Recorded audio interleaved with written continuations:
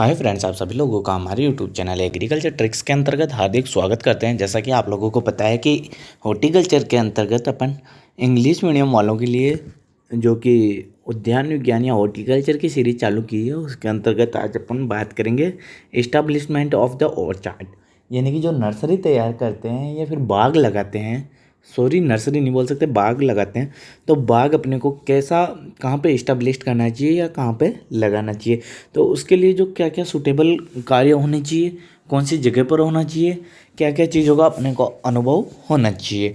तो ये सभी चीज़ें अपने को किस चीज़ के अंतर्गत आती है, इस्टेब्लिशमेंट ऑफ ऑर्चार्ड। तो आज अपन ऑर्चार्ड लगाना देखेंगे।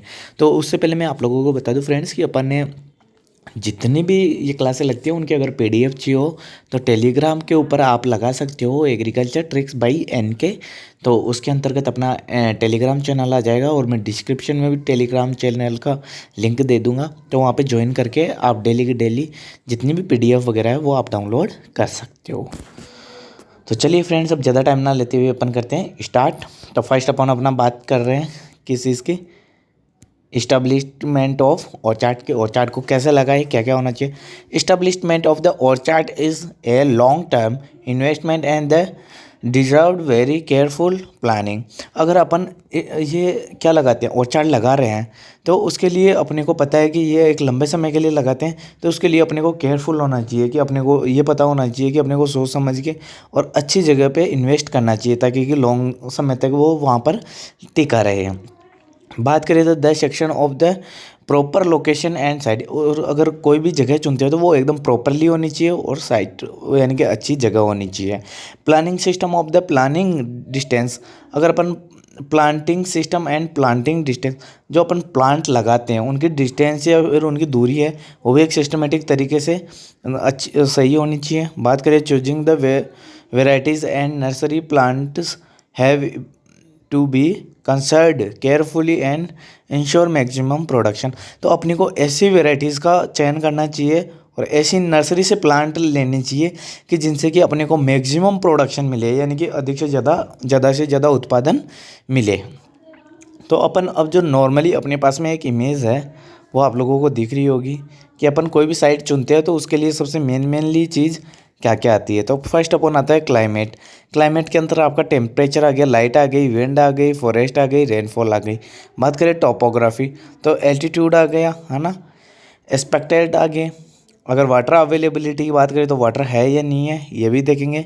सोइल देखेंगे, सोइल के अंदर आपका उसका टेक्सचर देखेंगे, स्ट्रक्चर देखेंगे, डेप्थ देखेंगे, ड्रेनेज का सिस्टम है या नहीं है, पीएच उसकी जो पीएच है वो कितनी है, अम्लीय मृदा है, क्षारीय मृदा है, एसिडिक की, सैलाइनी या एल्कलाइनी, कौन सी सोइल है उनका पता लगाना। उसके अंदर न्यूट्रिएंट अवेलेबल है या नहीं है, तो ऐसी सोइल भी देखेंगे।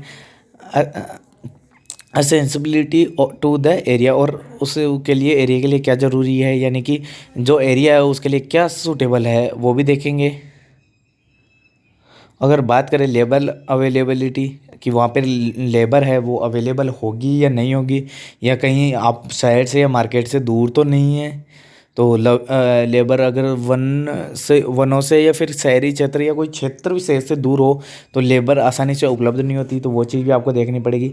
बात करें नियरेस्ट टू मार्केट, अगर मार्केट के पास में होगी तो आपका जो प्रोडक्शन हो रहा है तो आप जल्दी से मार्केट पहुंचा सकते हो, या ख़राब होने वाली चीज़ हो उनको भी जल्दी से मार्केट में आप ले जा सकते हो और अर्निंग कर सकते हो। तो वो भी आप लोगों को पता होना चाहिए कि आप ऐसी जगह लगाओ ऑर्चार्ड कि जो नियर यानी कि मार्केट के पास में हो। तो अपन बात कर लेते हैं पहले सबसे फर्स्ट अपन क्लाइमेट की। बात करें क्लाइमेट जिसे कि जलवायु बोलते हैं, climate of the locality should be suited to the fruit. अगर अपने को ऐसी क्लाइमेट के अंदर उगाना चाहिए या ऐसे फ्रूट का चयन करना चाहिए जो कि उस क्लाइमेट के अनुसार अपने आप यानी कि सो वो ग्रोथ कर सके, अच्छी ग्रोथ कर सके, उसके लिए सूटेबल हो। बात करें और the fruit chosen should be the suited to be climate, जो क्लाइमेट को एकदम सूट करे। Enquiries should be made on the following points to be essential: how climate affects the fruits and intended to be grown। इसके अंतर बोला गया है कि जो इसके अंतर्गत जो 3 पॉइंट दिए गए हैं उनको भी आप इसके अंतर्गत मद्देनज़र रखते हुए आप क्लाइमेट का चयन करेंगे। Experience of the fruit growers and research station, जिनको कि पहले से अनुमान है, या फिर अपन जो रिसर्च स्टेशंस वगैरह है वहाँ पर अपन stations in the locality regarding the acclimatisation of the fruits under consideration. तो वहाँ पर जो लोकेलिटी है, कोई रिसर्च स्टेशन है, वहाँ पर जाके पूछना चाहिए कि यहाँ पर ये सही है या नहीं, यहाँ के लिए कौन सी फ्रूट सूटेबल रहेगा, या फिर यहाँ पर कौन सी चीज़ उगानी चाहिए। The session of the heavy rainfall and hall storms and hot winds, अगर बात करें वहाँ पर अगर ज़्यादा वर्षा हो रही है, बात करें हॉट विंड्स मतलब कि गर्म हवा चल रही है, या हॉल्स मतलब बात करें तूफान वगैरह आ रहे हैं, तो वो तो प्रॉब्लम्स वहाँ पे नहीं है। The session of the intervals of the cyclone, heat waves, glaciers and other catastrophic features, बात करें कि अगर वहाँ पर जो आपकी जो क्लाइमेट है, वहाँ का क्लाइमेट ऐसा तो नहीं है कि वहाँ पर चक्रवात वगैरह आ रहे हो, या गर्म हवा वगैरह चल रही हो, या बात करें तूफान वगैरह आ रहे हो, तो ऐसी कोई भी परेशानी नहीं होनी चाहिए। वहाँ पर ऐसा क्लाइमेट होना चाहिए कि वहाँ पर ऐसी कोई भी प्रॉब्लम नहीं होनी चाहिए, क्योंकि अगर आपके साइक्लोन आते हैं, चक्रवात वगैरह आते हैं, या गर्म हवा चलती है, तो उनसे फल गिरने की आशंका रहती है, और जिससे आपकी प्रोडक्शन के अंतर्गत काफ़ी नुकसान होता है। अगर बात करें next,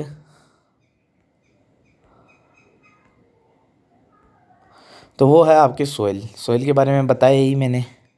few perspective sites should be examined from the both physical and the chemical properties for the purpose of the profile page to depth and should be dug and each। अगर आप बात करो, अगर सोइल का चयन करोगे तो soil के अंतर्गत आपको उसकी जो फिजिकल एंड केमिकल जो प्रॉपर्टीज़ है उसका पता होना चाहिए कि उसकी केमिकल दशा कैसी है, या रासायनिक या भौतिक दशा कैसी है, तो उन सभी चीज़ों का पता होना चाहिए। अगर बात करें अगर जो प्रोफाइल है उसकी, यानी कि vertical section of the soil, तो वर्टिकल सेक्शन का आपको पता होना चाहिए कि उसके अंतर्गत की कौन कौन सी लेयर्स वगैरह है, या फिर उसके अंतर्गत जो अपन बात करें जो कि कल्टीवेशन के लिए अच्छी मानी जाती है, जैसे कि ओराइजन ए, तो वो अवेलेबल है या नहीं है, तो वो सब चीज़ें भी पता होना चाहिए। अगर सोइल की बात करें तो उसके साथ साथ में उसके लिए अपन बाग लगा रहे हैं, तो उसके लिए टेक्सचर भी पता होना चाहिए कि सैंड सिल्ट क्ले कौन सी है।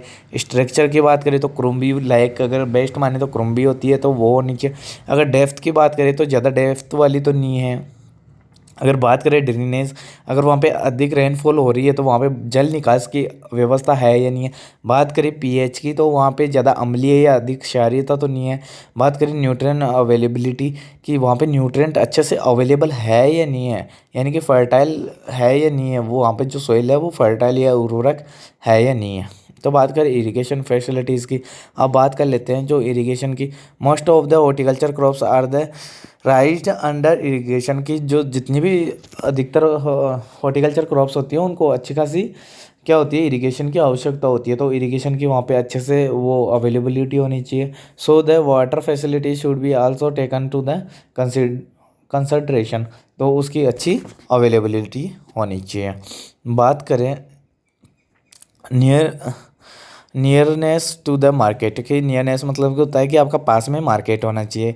कि सेव द और the head charges in the transport on the given close touch with market tastes in the case of the market gardens, अगर अपने जब मार्केट पास में होगा तो अगर अपन आसानी से कुछ चीज़ सेव करके आसानी से उसको अपन कम चार्जेस के अंदर भी अपन ट्रांसपोर्ट कर सकते हैं और उससे अधिक मुनाफा प्राप्त कर सकते हैं। In the must cases of the large percentage of the retail price of the fruits acuminate accounted from the transport charges, अगर अपन बात करें पास के अंदर अगर अपन करेंगे तो उससे अच्छा परसेंटेज पैसा मिलेगा, और अपने को जो कि जो ज़्यादा लार्ज के अंतर्गत उगाते हैं, है ना, तो उसमें रिटेलर के द्वारा अपने को अच्छी प्राइस वगैरह भी मिल जाती है। और अगर बात करें अगर अपन जल्दी से पहुंचाते हैं तो अपने काफ़ी अच्छी अवस्था के अंतर्गत अपन मार्केट के अंदर को वो फ्रूट्स को अवेलेबल करवा सकते हैं।